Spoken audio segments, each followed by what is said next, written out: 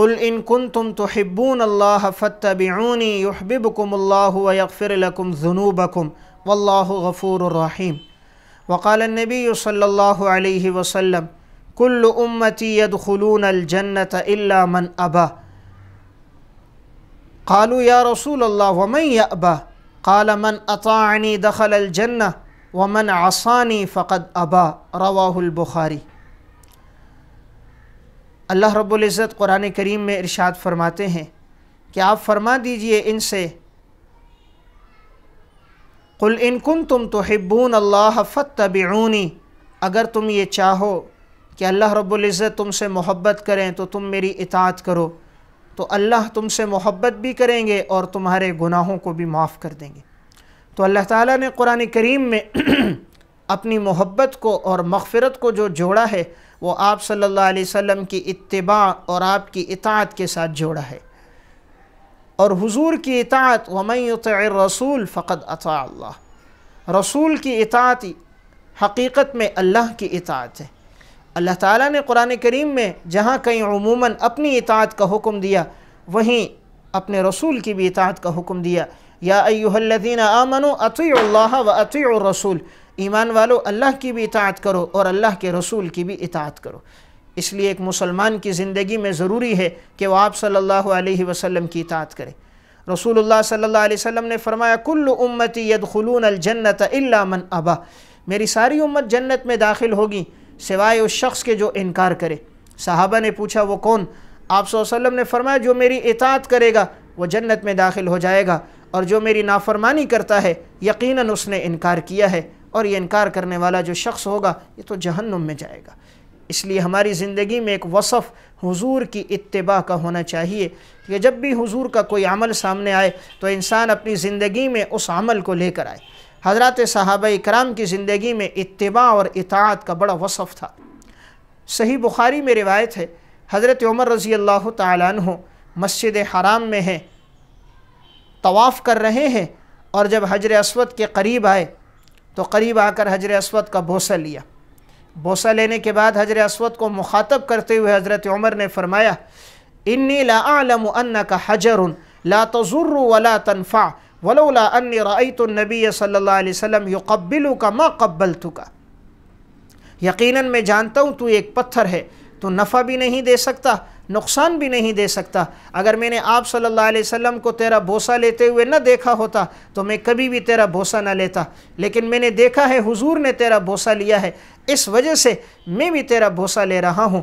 تو حضرت عمر رضی اللہ تعالیٰ عنہ نے اس کا بوسہ لیا اور یہ بتلا دیا کہ میں حضور کی اتباع میں یہ عمل کر رہا ہوں۔ تو صحابہ اکرام کی زندگی میں اتباع رسول تھی۔ حضرت عمر رضی اللہ تعالیٰ عنہ رمل کر رہے تھے اور فرمایا رمل کی اب ضرورت نہیں، وہ تو ایک عمل تھا مشرکین کو دکھانے کے لیے، لیکن آپ صلی اللہ علیہ وسلم نے یہ عمل کیا ہے، ہم اس عمل کو نہیں چھوڑ سکتے۔ تو حضرات صحابہ حضور کی سنتوں پر جان قربان کیا کرتے تھے اور آپ کے اعمال و ارشادات کو اپنی زندگی میں لایا کرتے تھے۔ صحابہ اکرام میں اتباع کا بڑا جذبہ تھا۔ آپ صلی اللہ علیہ وسلم کوئی بات بیان فرما دیتے فوراً ہی عمل ہوتا۔ علامہ ابن عساکر رحمہ اللہ نے تاریخ مدینہ دمشق میں عبداللہ ابن مسعود کے حالات میں نقل کیا کہ آپ صلی اللہ علیہ وسلم مسجد نبوی میں تھے، آپ خطبے کے دوران آپ نے فرمایا بیٹھ جاؤ۔ عبداللہ ابن مسعود رضی اللہ تعالیٰ عنہ ایک پاؤں مسجد کے اندر تھا، ایک پاؤں مسجد کے باہر تھا، وہیں چوکھٹ میں بیٹھ گئے۔ آپ نے اندر بلایا، ابن مسعود اندر آئے، فرمایا یا رسول اللہ آپ نے فرمایا تھا بیٹھ جاؤ، اسی وجہ سے میں بیٹھ گیا۔ آپ صلی اللہ علیہ وسلم کا مقصد تو تھا ارد گرد کے لوگ بیٹھ جائیں، آپ انہیں بٹھانا چاہ رہے تھے، تو آپ نے کہا ابن مسعود تم وہاں کیوں بیٹھ گئے؟ کہا یا رسول اللہ آپ کا حکم تھا، اگر میں ایک قدم آگے رکھتا آپ کے حکم کی نافرمانی ہو جاتی۔ حضرات صحابہ میں اتباع اور اطاعت کا ایسا جذبہ تھا۔ امام احمد رحمہ اللہ نے مسند احمد میں روایت نقل کی ہے، حضرت عثمان رضی اللہ تعالیٰ عنہ ایک دفعہ مسجد کے دروازے کے پاس وضو کر رہے تھے، وضو کرتے ہوئے مسکرانے لگ گئے۔ کسی نے پوچھا مسکرائے کیوں؟ فرمایا میں نے حضور کو بھی دیکھا ہے، آپ صلی اللہ علیہ وسلم یہاں وضو کرتے ہوئے مسکرا رہے تھے، تو حضور کے اس عمل کو زندہ رکھتے ہوئے میں بھی مسکرا گیا۔ ایک دفعہ حضرت عثمان رضی اللہ تعالیٰ عنہ بکری کا گوشت منگوایا اور اسی طرح مسجد کے دروازے کے قریب گوشت کھایا، پھر تازہ وضو نہیں کیا، اور اسی وضو سے نماز پڑھی جو پہلے والا وضو تھا۔ کہا میں نے حضور کو بھی اس طرح دیکھا ہے کہ آپ نے بھی گوشت مبارک تناول کیا اور اس کے بعد پہلے والے وضو پر آپ نے نماز پڑھی، تو میں نے چاہا حضور کے اس عمل کو زندہ رکھوں۔ یہی حضرت عثمان رضی اللہ تعالیٰ عنہ جب صلح حدیبیہ کے موقع پر انہوں نے اپنی ازار کو نصف پنڈلیوں تک اٹھایا ہوا تھا، تو ان سے کہا گیا اپنی ازار نیچی کر دو۔ کہا نہیں، میں نے دیکھا ہے کہ آپ صلی اللہ علیہ وسلم کی ازار بھی اسی طرح تھی۔ جب مشرکین نے ان سے کہا آپ کو تو اجازت ہے، آپ عمرہ کر سکتے ہو، لیکن حضور کو اجازت نہیں، تو حضرت عثمان رضی اللہ تعالیٰ عنہ نے فرمایا اگر آپ صلی اللہ علیہ وسلم کو اجازت نہیں ہے تو میں بھی عمرہ ادا نہیں کرتا۔ تو گویا زبان حال سے کہا عمرہ کرنا عبادت ہے، لیکن اگر حضور کو اجازت نہیں ہے تو میں بھی یہ عمرہ انفرادی طور پہ ادا نہیں کروں گا بلکہ حضور کے ساتھ ادا کروں گا۔ تو حضرات صحابہ اکرام کی زندگی میں اتباع اور اطاعت کا بڑا وصف تھا۔ امام ابو داؤد رحمہ اللہ نے کتاب الادب باب ما جاء فی البنا اس کے تحت ایک روایت نقل کی کہ آپ صلی اللہ علیہ وسلم ایک دفعہ گزر رہے تھے، گزرتے ہوئے ایک جگہ سے آپ کا گزر ہوا، آپ نے ایک قبہ دیکھا، آپ نے فرمایا یہ کس نے بنوایا ہے؟ ایک صحابی نے بتلایا فلاں صحابی کا گھر ہے، انہوں نے اپنے گھر پہ قبہ بنایا ہے۔ آپ صلی اللہ علیہ وسلم جب واپس آئے تو وہی صحابی حضور کے پاس آئے، آپ کو سلام کیا، آپ صلی اللہ علیہ وسلم نے اعراض کر دیا۔ اس طرف سے آئے سلام کیا، حضور نے پھر اعراض کر دیا۔ تو انہوں نے صحابہ سے پوچھا میں نے حضور کو سلام کیا، آپ نے اعراض کیا، لگتا ہے مجھ سے کوئی غلطی ہوئی ہے اسی لیے آپ صلی اللہ علیہ وسلم نے مجھ سے اعراض کیا ہے۔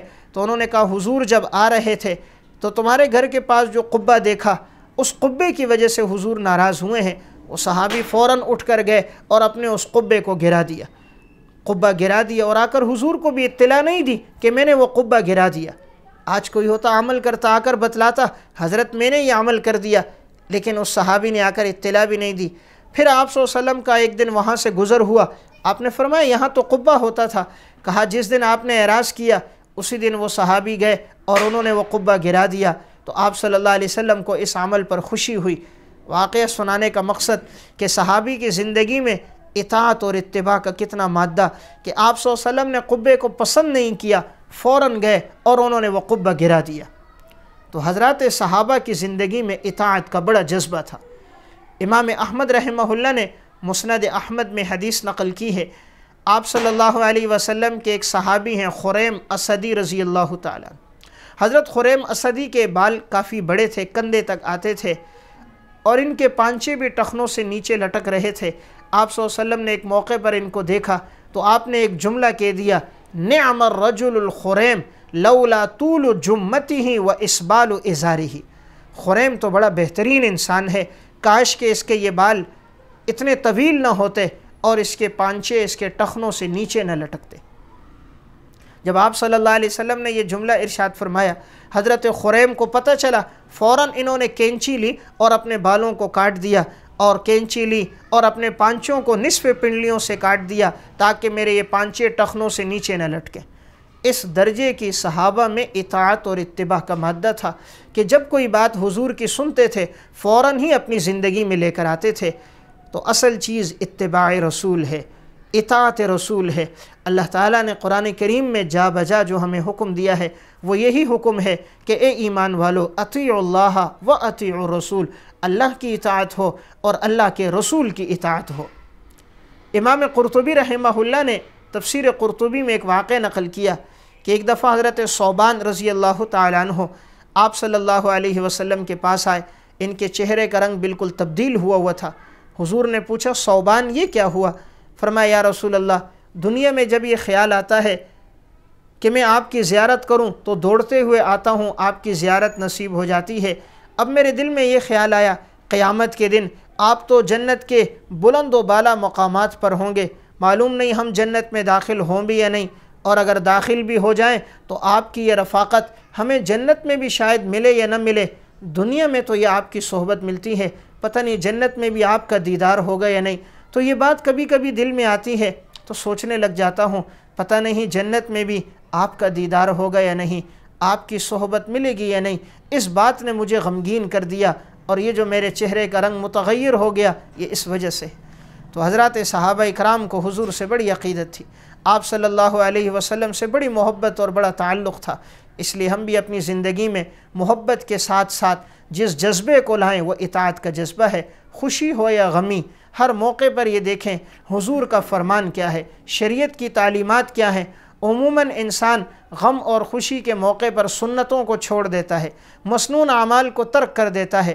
ہمیں ہر موقع پر یہ پوچھنا چاہیے، علماء سے پوچھ کر زندگی گزاریں، خوشی کے مواقع پر کیا سنتیں ہیں، غم کے موقع پر حضور کا طریقہ کار کیا ہے، آپ کی عبادت اور معاشرت کیا ہے۔ جب یہ ہماری زندگیوں میں یہ وصف آئے گا تو انشاءاللہ یہ ہمارے لیے نجات کا ذریعہ بن جائے گا، اور یہی اتباع روز محشر سبب بن جائے گی ہمارے لیے آپ صلی اللہ علیہ وسلم کی شفاعت کی۔